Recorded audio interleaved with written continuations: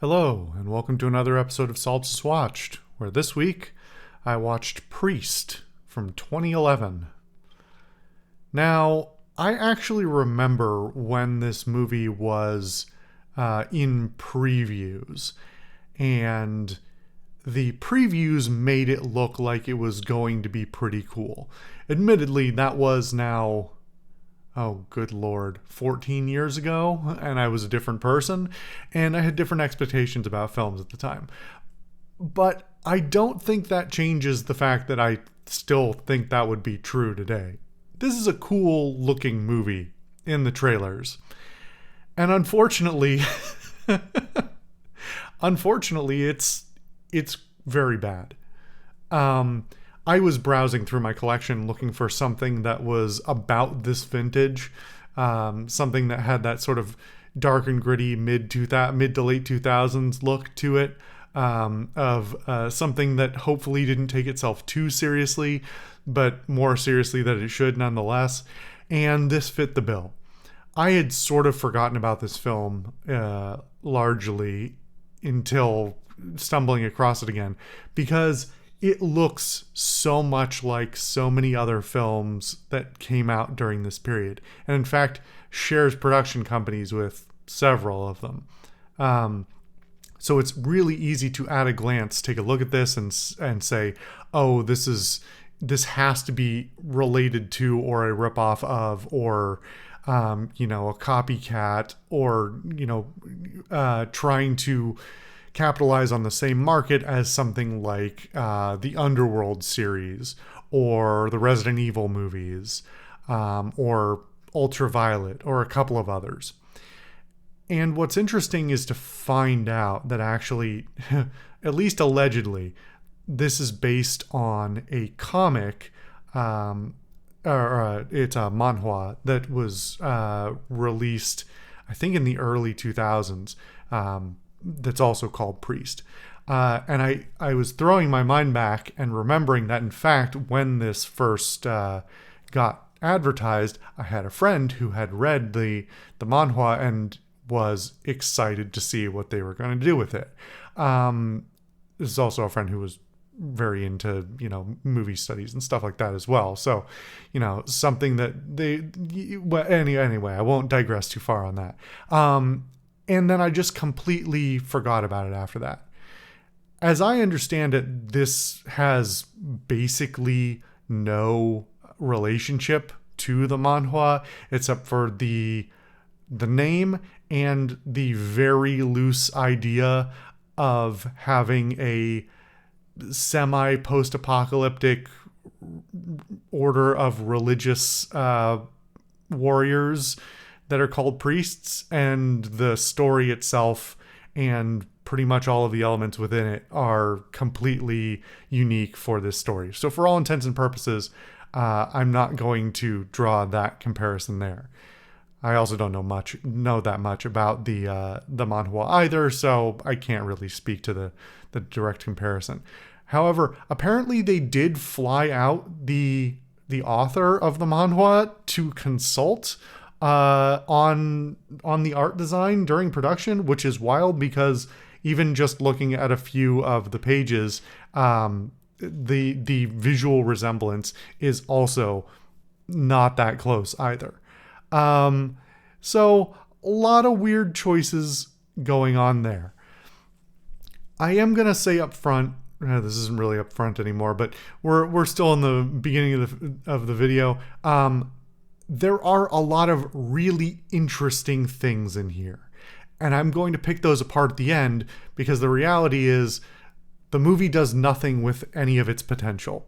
So we're going to talk about what the movie is, and then we're going to talk about what the movie isn't, because I think that's the most interesting way to take this apart. Like I said, I was looking for a particular kind of visual and vintage, and this absolutely fits the bill. And by that I mean it is possibly the worst version I have seen of this particular aesthetic, a visual aesthetic and theming done during this period. I already mentioned some of the other like series and things that are a bit more well known that sort of fall into the same sort of area. And this is, I think, I don't know. I'd have to check back a little bit closer, but I am pretty sure this is the ugliest, worst shot, worst edited, and worst choreographed version of this entire like broad genre or non-genre of movies that came out during this time. It's also something that came out really towards the end of when these things were popular. Things like, Underworld and Resident Evil started coming out in the early 2000s. Actually, when did the first Resident Evil come out? Anyway, I get off on a tangent on that. And in addition, this is also a vampire movie, which is not really what it says on the tin, and apparently is not in any place in the manhwa either. There are no vampires in the manhwa. That's a complete choice by the writers here, as far as I can tell, which is particularly interesting because by 2011, vampires were a very overplayed, very dead genre. Like the Twilight films had already come out and basically permanently corrupted and that sort of area of film in general, and that's after already having 10 to 15 years of that theme being polluted by various low quality horror cash grabs during that period. It's really not until I think maybe 2014, maybe 2016 when movies about vampires start to be viable again, because they no longer have quite the same very recent attachment to things that people associate with being cheap and crappy. And so to do this so late and make it about vampires, and to try and make it compete with all of the mediocre things that came before, is a wild choice. I'm really very confused about why they did that. They do make the vampires potentially very interesting. That potentially is doing a lot of heavy lifting. So we'll put that a pin in that, and we'll come back to talking about that at the end. Production-wise, I already said this is a very ugly film, and it is, I believe, produced by the same production company that did the Resident Evil films. Resident Evil films, I've talked about on occasion before, are not known for their visual acuity, nor for their writing or acting or anything else. They're basically, they're there to be big gore slash fests, whatever, crazy monster movie type things. And they do the job much better than this does. This also is, I don't know if it was solely released in 3D or it was optionally released in 3D. I didn't watch it in 3D. I'm watching it on, my standard monitor. So I obviously don't have that option. There are a few shots where I think it's noticeable that they might have thrown that in explicitly for the 3D experience. But what is much more noticeable is that so many shots, on top of all the other problems with the shots, which we'll get to in a second, are extremely ugly. And I think it is the fault of the lenses that they used, because I don't think either it was transferred in a way that made things worse, or the cameras and lenses they used to originally shoot it make a lot of shots look very, very warped. I really do not know what is going on with it, and somebody who is more technically savvy in the realms of the cameras being used here might be able to speak to what exactly the problem is. But so many of these shots, they don't even look like they're fisheyed or like somebody used a long lens on a short shot or something like that. It's not deliberate. There's just some shots where people's faces look bent. It's weird. And I was triple checking that there wasn't an error with the stream of it being like, in the wrong aspect ratio or something like that, but it's not. It's just bizarre how many distorted looking shots there are. And on the very, very slim chance that was somehow a deliberate choice to make things look wonky, it was a bad one. But I'm pretty sure it was just sheer incompetence, either in the shooting or in the editing and transferring of the original footage. It looks weird. On top of all that, it is ugly in all of the ways that things of this era are, and worse. It is bad cinematography, bad framing, bad lighting, bad camera moves, cuts all over the place, very much reminiscent of the type of action films that were. Well, the cuts keep getting faster and faster as the year were getting faster and faster as the years went on, from sort of the early 2000s through the 2010s, and these are getting very fast and very ugly and very clearly trying to hide a lot of incompetence in the choreography and inability on the part of the actors to do the type of work that they're being expected to do here.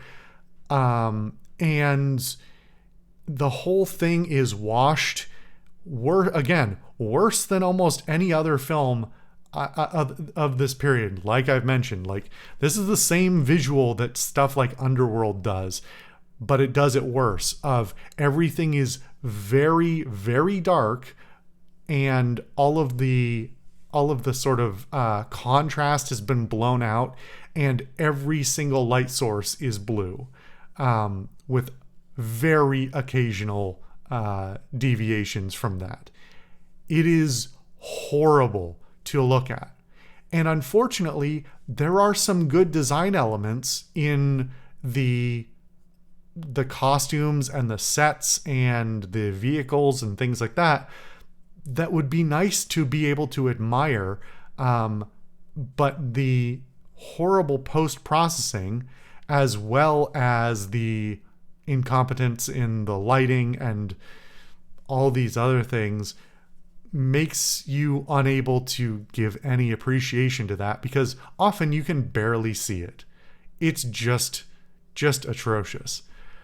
On top, so moving on from the production values, the acting, this is a not insubstantial cast on this film. And I know that pretty much everybody I'm going to mention I've seen in another film putting in a much better performance. So I'm leaving a lot of this down to an atrocious script, got to talk about that as well, and poor direction on the part of the directors. This has Paul Bettany and Carl Urban in sort of the two biggest roles, arguably. They are both competent actors, often both in a lot of sort of medium to low budget films that don't get a lot of critical acclaim, and often sort of not fully appreciated for how talented of actors they are, but I think they're both quite good. They are reading some terrible lines, and they are delivering them as best they can, but it's just not going well. And on top of that, neither of them seem to be able to decide what accent they have. This is thematically seems to be a Western, and it certainly at times seems to lean into being a Western in terms of the accents it uses to sort of lean into that Western drawl type of thing. But Paul Bettany is a Brit and Carl Urban is a New Zealander, and both of them are capable of doing decent accents. I've heard them do them other places. They're not doing them here, and they're very inconsistent. And I'm guessing that for cost reasons, they were doing a lot of one take shots or a few takes where they didn't really care that much. So on top of not having good direction or good assistance in getting, any unique or specific accent out there, they're probably not getting their best work out there either, because of I'm guessing the number of shots being done. One of the few Americans, there's almost no Americans in the main cast. One of the few Americans is Maggie Q, who is in, I feel like she's been in something that we've watched on here before, but I can't actually recall. She's quite good in most things, a capable actor, but, just sort of doing her best. It's fine. It's whatever. She actually is American, so, she's capable of doing a base American accent by doing her own voice. So that's fine.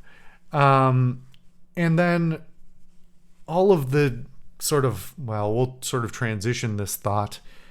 The characters are all incredibly shallow, underdeveloped, not developed really at all. So trying to get any background information or emotional investment into any individual character or any interaction between characters, it's a losing battle at best. And worse than that, the whole thing is heavily, heavily tropified.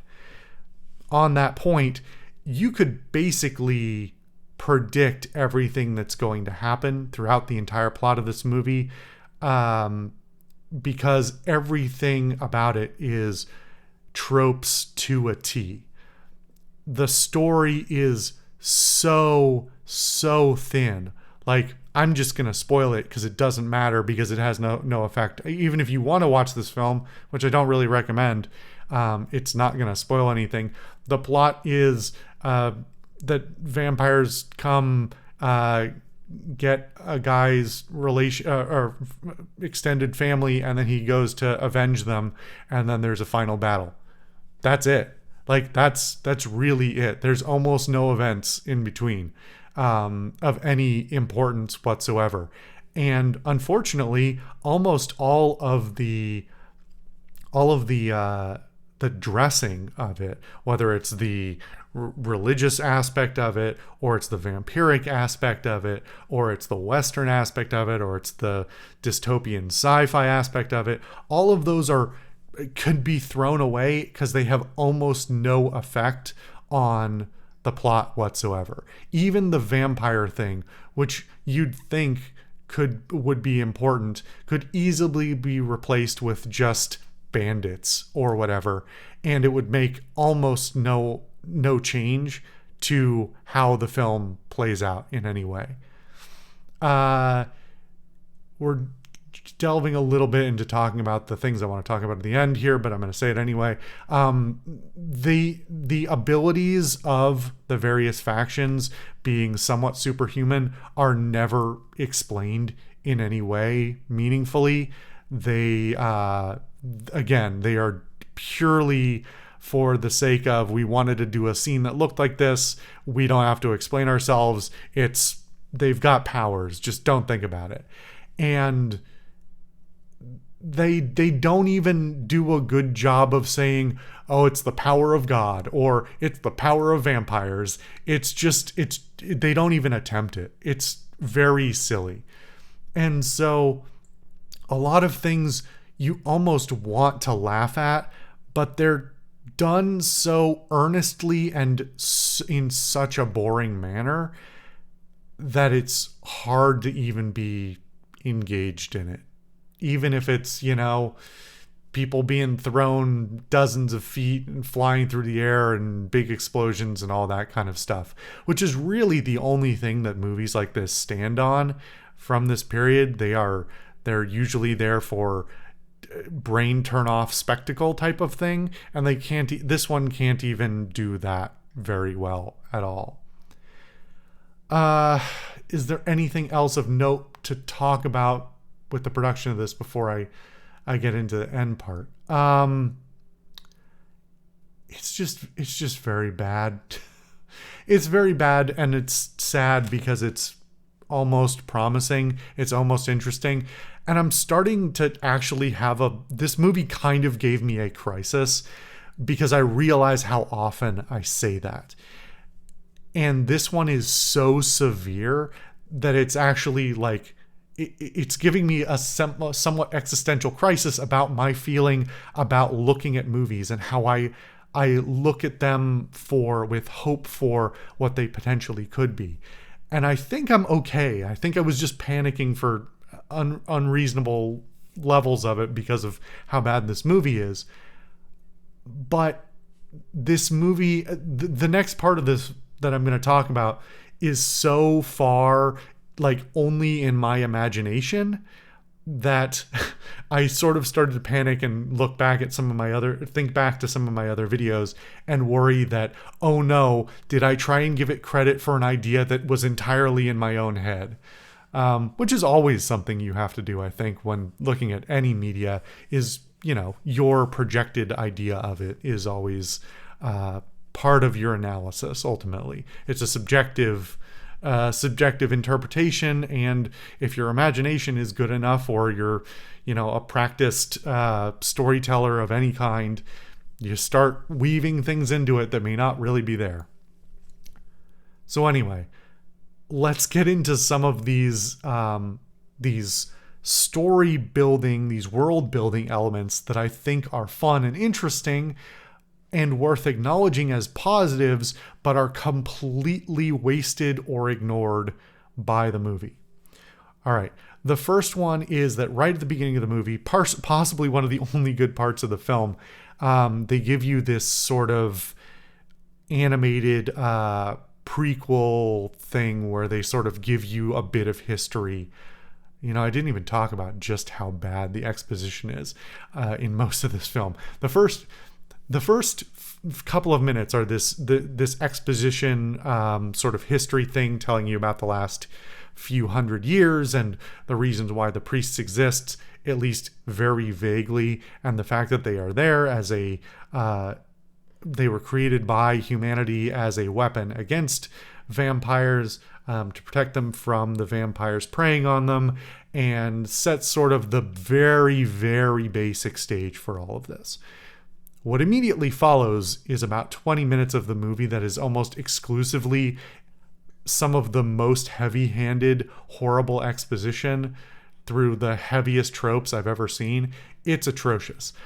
But let's talk about the priests and the setting. I think that this is something worth looking into in a lot of media because it's something that not a lot of media does. So, that's very vague, and that's going to address a lot of the things that we're going to talk about here. Exploring the idea of spirituality or religiosity in a post-apocalyptic or dystopian setting is always very interesting to me because belief and faith and themes like that are things that people both in media and in reality tend to lean on harder in times of difficulty. This doesn't necessarily mean it's a religious thing. This also takes other forms, whether it's political ideology, other themes like that. And really, this movie makes the mistake of not leaning in some ways harder into the fact that it is a religious factor. The entire narrative is framed around how the main character, who's just called Priest,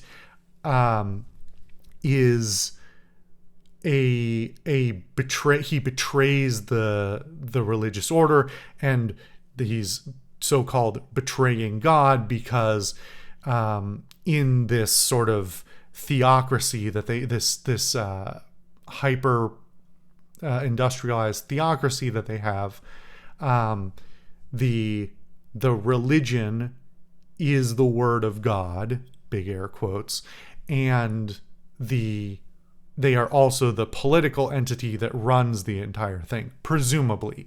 That's not really explained, but it's pretty obvious that that's the case. This is a highly totalitarian society where the vast majority of humanity is, downtrodden and suffering for the most part, barely making it by, while a few theocratic entities, live it up by comparison.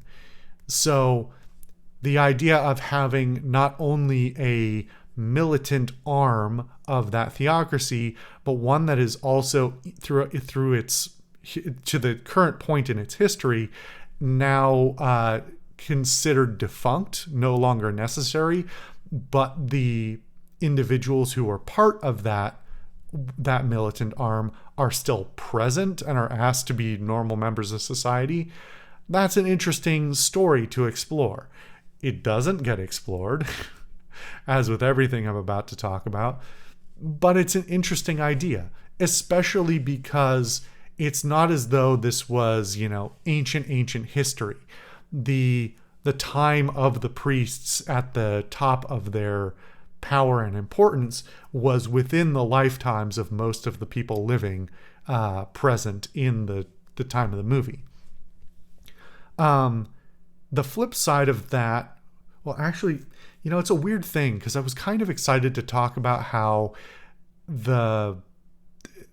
they frame at the beginning of the movie in the animation how like they show like knights on horseback fighting vampires, and it sets a sort of story scale that doesn't actually match with the text, because the text of the story, at least if you're assuming a somewhat parallel sort of chronology to our real world, they say how it's like 200 years, but it's not clear like what the animation is necessarily depicting. So the 200 years number, I don't know where they're actually addressing that, because I don't think they went from horses on horseback or men on horseback and knights and chivalry type stuff to hyper industrialized postmodern city in 200 years. Anyway, that's a total digression. Another thing that I think is really interesting is that the nature of the enemy being vampires is kind of unusual as a mix with this sort of the other genres that are going on here. There's a lot of mishmash of genres here, and you can say, I don't want to pass judgment necessarily on whether it's good or bad. I think it has the potential to be interesting, but it's probably overly busy. We'll get to some more of that in a minute. But the nature of vampires is interesting, both in contrast to this sort of religious totalitarian state, but also on its own, because the vampires are not the typical human vampires that are shown in a lot of other media. They've been reworked into a different kind of monster that is more analogous to insects or like spiders or something like that. Really more insects than anything. They go all the way to the point of like talking about or using words like hive and queen and all these other things. And they also tease a sequel that was definitely never going to happen. But I don't know. I almost would want it just to know if they ever got around to getting more into the lore. I don't know. I'm just a lore guy. That's you know me if you've watched these videos at this point. I just love lore stuff and world building stuff. So having vampires have a lot of the same qualities as typical vampires in media, that being they feed on humans, they feed on blood, they are faster, stronger than humanity, but they're also weak to light. And I don't think they explicitly say it, but it's like visually implied that they're also weak to silver. Not entirely clear. That does bring a unique element to it. In addition to being, it's not unusual to see religious elements used against, or specifically Christian elements used against vampires. it's really, that's a whole other discussion about when and where and for what reasons uh, religious or Christian symbols are sometimes shown in various vampire mythologies as being a weakness of them. I think that has something to do actually with the implications with like Vlad the Impaler, and it's a whole thing. Anyway, well, not for a discussion here because this video will go on forever and it's already too long. The idea of the most of the vampires, and I'm going to say most because unfortunately the one most important vampire is a normal, as we know them, vampire. The idea that they have a different kind of structure, that they are more insectoid, they are more unknowable. It's less of the idea of an everlasting,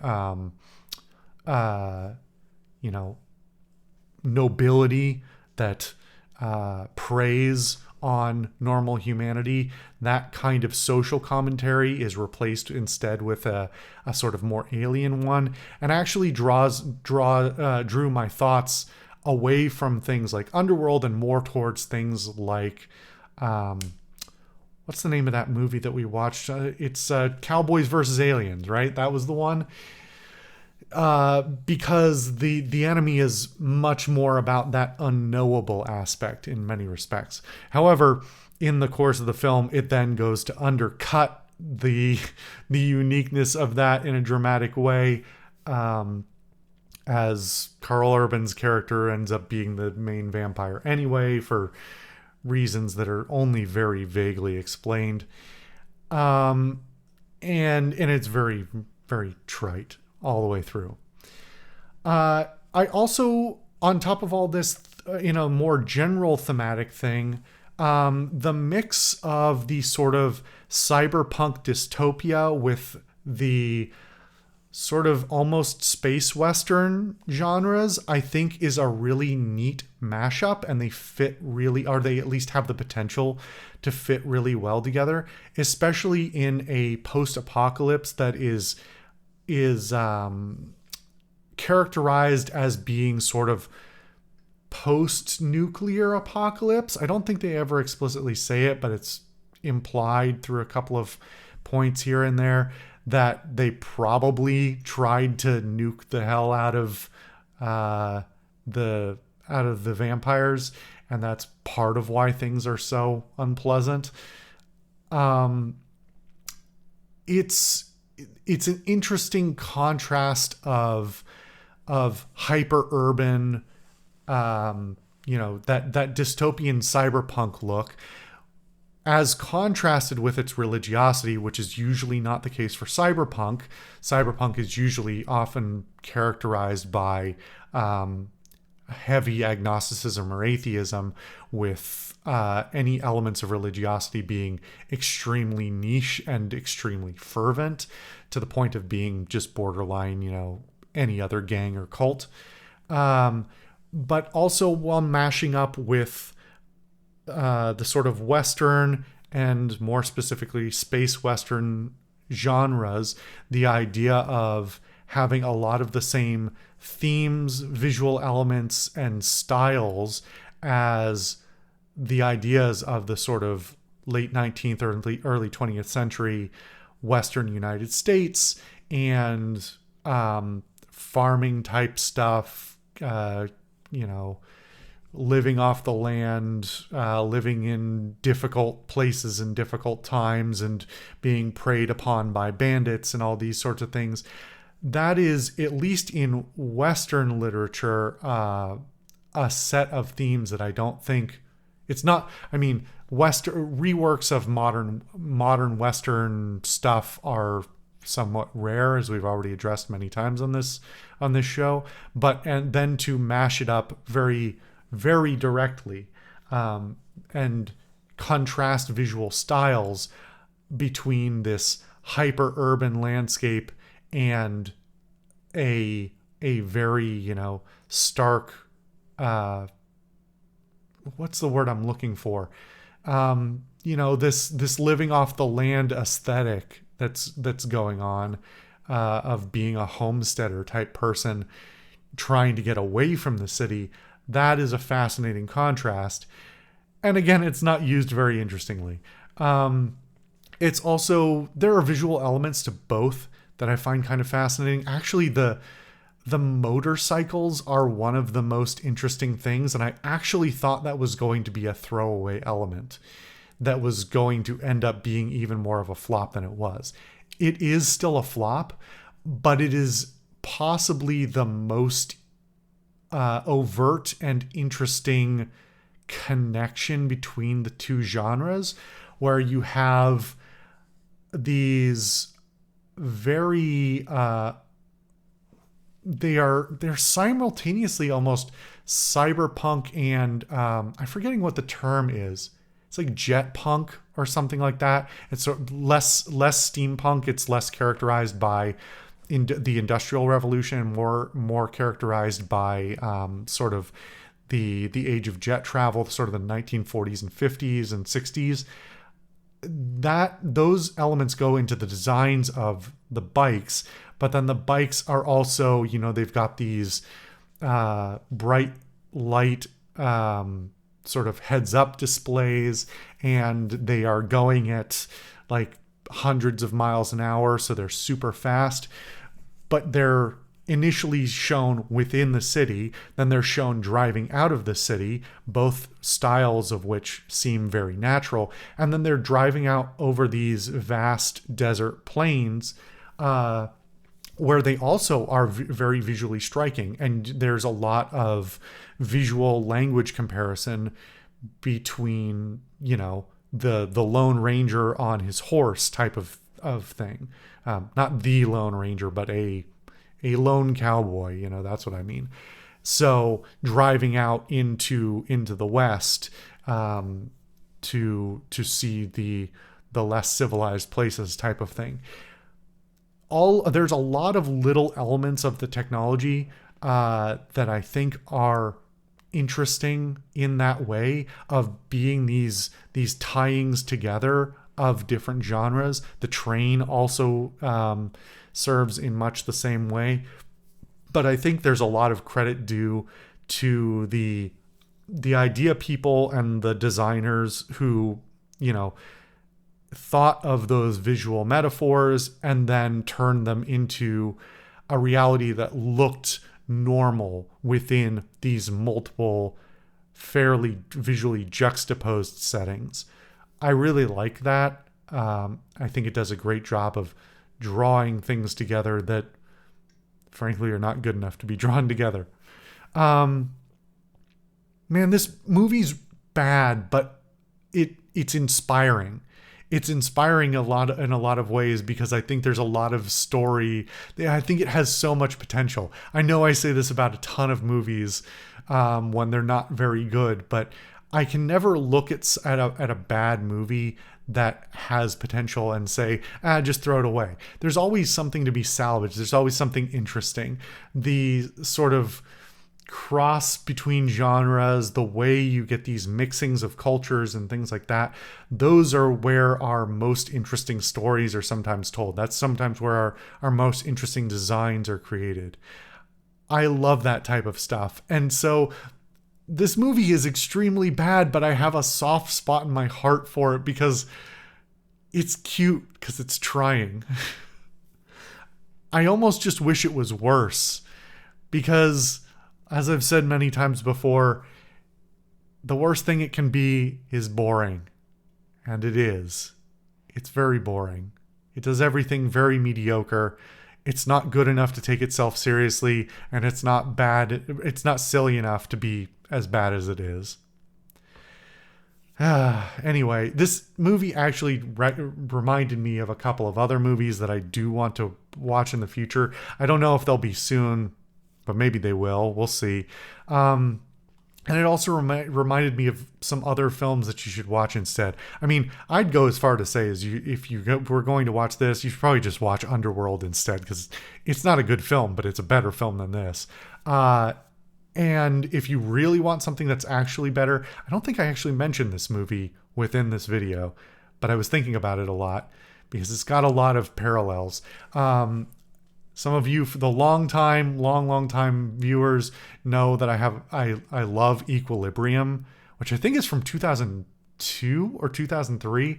Equilibrium's a weird film and it's not a good film, but it has so much more charm and does a lot of the same like themes and stuff that this does, while just being better executed and more entertaining.